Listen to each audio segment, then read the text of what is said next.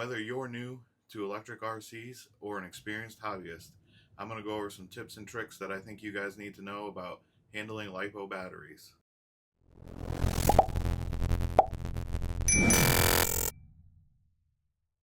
Welcome back to the channel, guys. I'm Kyle and I want to help you through your RC journey. And today we are going to discuss LiPo batteries and safety. So we're going to go over some of these items here in my hand. We're going to go over chargers, some settings you can do, how to store your batteries, and I guess that's enough talking. Let's get over here to the bench, get the charger out, and show you guys what I'm talking about. Now, LiPo, also known as lithium polymer batteries, they can be extremely dangerous if you misuse them or don't take them out of service when they're damaged, or repair them if it is repairable. But if you think about it, in your everyday life, if you use power tools or you're around power tools, most of your new Milwaukee tools, DeWalt tools, Ryobi tools, they all use lithium polymer batteries. So maybe you already use lithium or LiPo batteries in your everyday tasks, and maybe you didn't even know it. If you made it to this point, you're probably wondering, what does LiPo battery maintenance look like? What does LiPo battery safety consist of? And really, it comes down to a few key things. And one, it's making sure that your battery is safe to use, that none of these wires are frayed, none of this is cut, it can't short out, and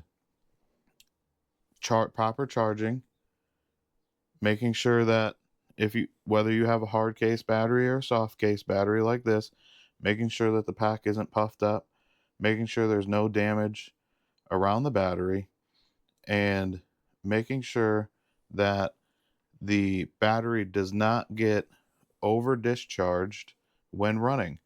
And most newer vehicles will have a low voltage cutoff on the ESC. Sometimes you have to go in and set it manually that it'll come on. Some RCs, like I believe Arma with their Spectrum systems in it, you can change the low voltage cutoff. Traxxas you cannot, and some people will say that traxxas low voltage cutoff comes in too late and can sometimes damage batteries. So there are options that you can do to set a module on there and have it set to what you want, and it will start beeping when you reach that voltage point per cell. And that's actually, I run those, and we'll talk about those in a minute. You want to know what the number of cells is in your battery. And on this battery, if you look at it, there's nothing that says cell. It just says, let's see if it'll focus. I can't get it to focus. Right here, you got 4S 1P. Well, if we're looking for cells, what does 4S mean? And the 4 is actually your number of cells. The S means that the cells are put together in a series combination. And the P is for one parallel, which that is above my pay grade. I actually just watched a Josh Bardwell video where he was building himself a LiPo battery pack. And yes, you can build LiPo packs and have them be safe, but he kind of went over that, and that was again something that I still don't fully understand. Now, give me a second. I'm going to bring you guys in a little bit closer, and I'm going to put my charger over here. And that's one thing that you're going to want to have too. You're going to want to have a good quality charger to use for charging your batteries. And this is what I use. I actually got this used off Facebook Marketplace. So you don't need to spend a whole bunch of money to get a good charger. Yes, this one's a little bit older, but it is still a very good charger and very capable for what I do. I'm going to hook up my leads, and we're going to discuss how to set up your charger. And obviously it's going to be different on every charger. So make sure to refer to your user's guide, owner's manual, and go from there.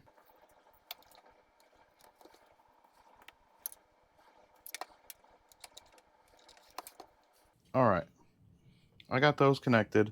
Now I had hooked up my balance lead, which is this right here. And you can see it's marked on here 2S, 3S, 4S, 5S, and 6S. When you connect your battery, you're going to use the whichever one of these coincide with the size of your battery. So in my case, my batteries are a 4S. So I'm going to use this plug here, and you're also going to plug the battery in to the actual battery plug to charge them. What this does is it's going to balance your cells, and you want to do that. You don't want to charge your batteries and not balance them. So as you can see here, battery's plugged in. Then we're going to take this here and plug it into the 4S right here. And obviously you can see that it is a tight fit. It's not going to fit in the one below it, and it's going to be too loose in the one for the 5S. All right.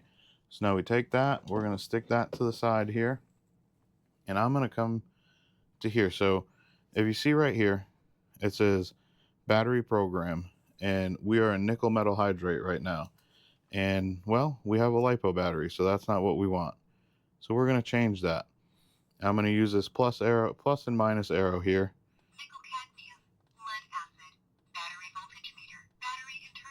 And actually, let me go back to that. So we have a battery voltage meter, and if you hit the start button, it will actually tell you what your cells are at, each cell. So as you can see, this battery is in storage mode. I'll get into that in a minute too. But this is one way that you can periodically check your LiPo batteries if you have them stored for an extended period of time, which is highly recommended, because if you see them losing voltage and they're stored, you may have a problem.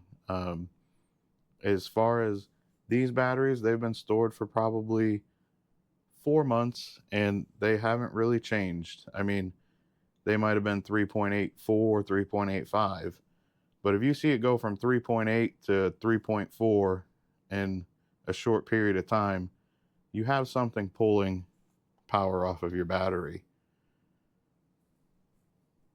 And then let's get back out of here. Hit the stop. Battery internal resistance. You can check the resistance of the battery. I'm not 100% sure on what that stat will tell you. Give this a second. But they're pretty close throughout all the cells, 4, 4, 5, 5. So that's, I'd say the fact that they're in range of each other is a good thing. I don't know what the overall resistance means, but I'll have to look that up. Maybe that'll be another subject we can talk about. We're going to go back out of here. But let's get to the important part. So this is where we're going to set up to charge our battery. And this is a lithium polymer battery, a LiPo battery. We're going to enter on that. And now mine is already set here. And you see the 5.5, you see the 5.5 amps right there. And when you're charging a LiPo battery, there is your milliamps. Your amperage, you want to match your amperage or be below. You do not want to go above that. That could damage your battery. So I can charge these batteries at 5.5 amps and they will be perfectly fine. Or I could charge them at as low as 0.5. It'll just take longer to charge than it does putting 5.5 amps in. So if you're looking to go out and bash and you're plugging them in the morning and you're trying to go out within 2-3 hours, you're going to do 5.5. If you're charging them and you're charging them in the morning and you're going to go out at night, then you can go with the lower amperage, and it would actually be beneficial to the battery too, because you're not pushing as much amperage in as quickly. Me personally, I charge all mine at the 5.5, with them being 5,500 milliamp batteries. So if you had a 6,700 milliamp battery, you could bump it up to 6.7. And let's do this here. You hit this. If you click the start button, it lets you change that. So you can see there, we're changing that. So you could change that as we go. and I will show you. It goes all the way down to 0.1 amps, which would probably take you quite a long time to charge the battery. But I typically keep it at the 5.5, and then you hit start again, and you can select how many cells it is. Now we know this is a 4S, so it's a 4-cell series battery, but you can do 3, 2, all the way up to 6. So 2 all the way up to 6 on this charger.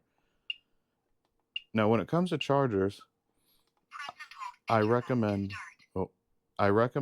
that you guys get a charger that does more, I guess, that will charge more than just the batteries you're getting. If you're getting a charger that only goes up to 4S, I would recommend getting one that at least goes up to 6S, because if you ever plan on upgrading or changing to a different vehicle, you never know what batteries it's going to have, and chargers can get expensive. Like I said, I picked this one up and it was used for 80. The one that I'm going to link in the description is 169. So you got to try to be proactive towards what you're going to get as well. And I went through all this on this charger. If you have a Traxxas charger, a Traxxas ID charger, or a Spectrum Smart charger, and you use the Traxxas ID batteries or the Spectrum Smart batteries, as soon as you plug it in, it's going to pull up all the information it needs to charge that battery, and it's going to be ready to go. The Traxxas battery and the Spectrum Smart battery are not going to have the external, actually I can grab this other battery right here, are not going to have that balance lead. That balance lead is actually in the plug, and it just, as soon as you plug it in, the charger senses what it is. Now, do not get complacent. Definitely make sure that it is charging correctly and that everything is set right, because electronics can freak out sometimes, and that's the last thing you want, is to mishandle or mischarge the battery and have something happen. And that leads me to another thing. As you can see, I have my battery sitting here. I'm not charging it. I just have it hooked up. There are things that you can do to keep your battery safe while they're charging. Well, to keep your home safe. And this might get loud. We got Velcro. It's going to be quiet. Try to be quiet. And one of those options is something like this, as I get it open. This is a Lipo battery pouch sack, and it's kind of big on the screen there. I'm kind of zoomed in a little bit too far. But you put your Lipo battery inside of it, and I'll do it here for you guys. You put your Lipo battery in it, and if the battery for chance happens to catch fire, this is meant to be fire retardant and keep everything somewhat contained to this bag here. Now there are other options. Obviously I got this one in one of my RC Box Club boxes, and I had some other ones as well, but these ones actually fit these batteries a little bit better. Now the other ones you can get is, there is a metal box. It's called a bat safe box, and you can charge, store, and transport your batteries in it. And if you're going to transport batteries in your car, don't leave them in the car if it's hot. Don't leave them in the car if it's cold. Take them inside. Also, make sure that you have them in some kind of container in case something happens. Even if it's in something like this, if God forbid you get in an accident and your battery catches fire or blows up and it has no protection around it, that's not going to be good. I travel with them all the time. I keep them in things like this. I've seen people use ammo boxes, and if you're going to use an ammo box, you're going to want to make sure that it is vented. No matter what you use, you want to make sure it's vented, which is nice with the bat safe box because that is already pre-vented. You don't have to worry about anything. It has screens in it, ventilation all around it, and I will link that down in the description below as well. Now, I got a few other things that I want to talk about. Give me a second here. I just got to find my place. We already talked about low voltage cutoff, plugging your balance leads right into the correct port. I didn't touch base on this with the charger. You can see right there. I'm hoping you can see it. We'll see in the video, but it says Lipo balance. I fully 100% recommend that balance mode is the only way that you charge your Lipo batteries. 1, it's the safest. 2, it's going to give you the longest life out of your batteries. If you charge it unbalanced, the cells are not going to charge evenly, and that could cause issues with longevity because one cell could be reading okay and another one might not be, and all of a sudden your low voltage cutoff doesn't work, but there are other options. There's just lipo charge, lipo fast charge. Lipo storage is something I want to talk about. As you could see, my batteries were at 3.8 to 3.84. You want to put your batteries in lipo storage mode if you do not intend on running them for an extended period of time. If you're going to run them every 2 or 3 days, you do not need to put them in storage mode. But if you're, in my case, where I'm laid off, we have snow, I'm not out there running my x-maxx or my max, I keep them in storage mode. Again, it's been probably, I'd say, I might have said 5 months before. It feels like 5 months. It's been almost 3 months, and they've been in storage mode, and they haven't lost any charge. They're still doing well, and I know that when I go to plug them in and charge them, they're going to be good. Never store a LiPo battery fully charged. That is extremely dangerous because it's just a ticking, I guess, I don't want to say it, but it's a ticking time bomb. Because if something did happen, it has all its full energy in it. So that's why I say the best way to store it is storage charge in a sack, if you have one, or in a ammo box that's vented, in a bat safe box, something of that nature. Keep them stored so if anything did happen, you're not going to have any crazy mishaps. You can take care of the problem. I guess that's probably it. I talked about checking for the damaged wires, checking for damaged connectors. All that stuff is very important because if one of these batteries shorts out, that could set your truck or your car, whatever you're using them in, on fire, cause personal injury, and even worse, it could hurt somebody else if something happens and somebody happens to run up to it not knowing what's going on and it's on fire, or you can't see it because it's covered by the body and it's just got a little bit of smoke coming out. Safety is always going to be the number one key when it comes to batteries. And as far as LiPo batteries, I followed these tips that I'm giving you guys, and I've never had an issue. I have a battery that I gave to my brother-in-law from, I don't know, 4.5 years ago, and he's still using it. It's working perfectly fine. But I think I'm going to end that here. I kind of got on this video topic because someone commented on my video and was asking about lipos, and they said that they weren't quite sure on how to handle them, and they've never used them before. So hopefully this is a little more in-depth for them and for you guys.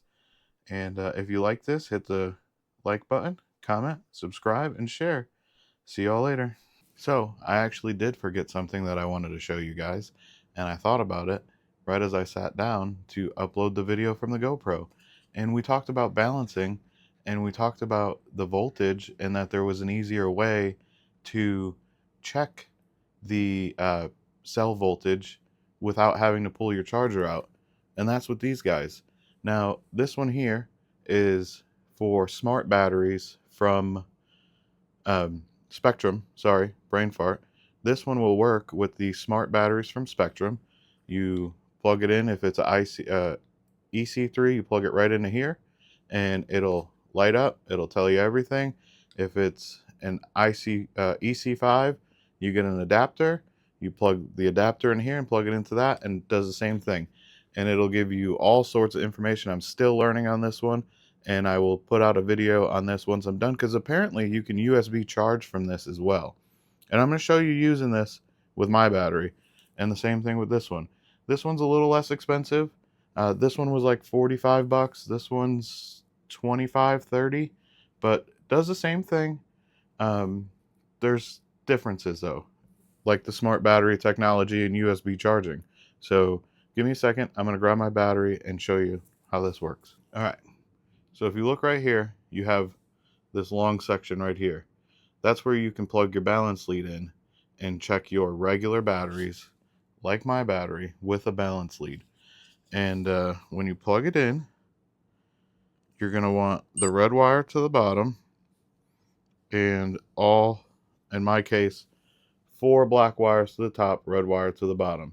And as you can see, maybe, let's see if we can get it to focus on it. No, hang on. Kind of see it there, but you can see the voltage and everything in the batteries, and it gives you a full battery voltage as well. So that's pretty cool. That's a nice easy way to know if your batteries are losing charge. And then grab the other one over here and we'll show you that one. And that's going to be the same thing. You have all your pins right there. I don't know why it won't focus. You have all your pins right there. You plug your LiPo into it, and it's going to be the same. All your black to the top, your red to the bottom. Now this one might be a little more legible because it's not as bright of a display. There we go. 15.25, 36%. Now, if you click this button right here, it'll tell you the cells. And individually, 2, 3, and 4. And then it'll start back over. 1, 2, 3, and 4. This will also run a servo if you have an external pack, which you need a receiver style pack to do. Now, the Spectrum, this is one of the main reasons I got it, because I needed to test the servo and I didn't have a receiver battery to use this. So, with the Spectrum one, you hook up an adapter. Well, if you have a smart battery, you just hook the smart battery in and everything will work perfectly fine. But in my case, I have a traxxas battery, so I need an adapter. You hook the adapter in the correct way. Then you hook your battery to the adapter, and it'll turn the screen on again. And I hope you guys can somewhat see that. It'll give you your voltage, and there's a whole bunch of white stuff over there. There's nothing there. It doesn't tell you per cell voltage. If you click the center button here, it brings you into another menu. And I don't know if you guys are going to be able to see that because it doesn't want to, it doesn't look like it's picking it up with the backlight. But that will allow you to servo test right from here. Now, I haven't tried it. I'm going to, and that'll be something that I talk to you guys about when I go over this. But if that's the case, this one's worth the few extra dollars because you don't need an extra battery just to be able to test the servos. I don't have receiver batteries. I don't race. I don't have anything like that. So I know that's a big thing if you race or you have Spectrum controllers. I'm cheap. I still have my traxxas controllers. So there's that. But I wanted to let you guys know that. All right. Later.